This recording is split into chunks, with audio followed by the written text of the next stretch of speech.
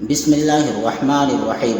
عبداللہ بن ابی قتادہ نے اپنے باپ ابو قتادہ رضی اللہ عنہ سے روایت کرتے ہیں، نبی کریم صلی اللہ علیہ وسلم ظہر کی دو پہلی رکعت میں سورہ فاتحہ اور 2 سورتیں پڑھتے تھے، اور آخر 2 رکعت میں صرف سورہ فاتحہ پڑھتے۔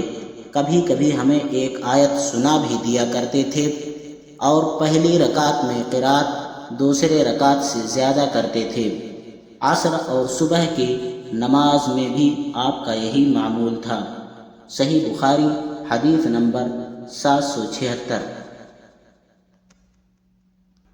بسم اللہ الرحمن الرحیم۔ امام مالک رحمۃ اللہ علیہ عبد الرحمن بن قاسم کے واسطے سے بیان کیا، انہوں نے عبداللہ بن عبداللہ سے ان سے خبر دی کہ حضرت عبداللہ بن عمر رضی اللہ عنہ کو وہ ہمیشہ دیکھتے کہ آپ نماز میں 4 زانوں بیٹھتے ہیں۔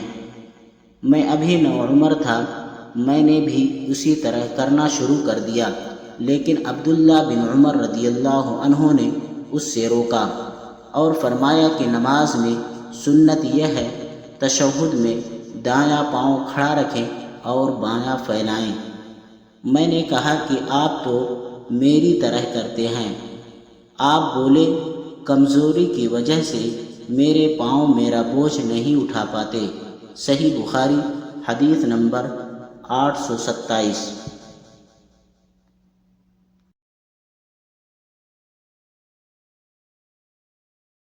چینل کو سبسکرائب کریں، لائک اور شیئر کریں، صدقے جاریہ بنیں۔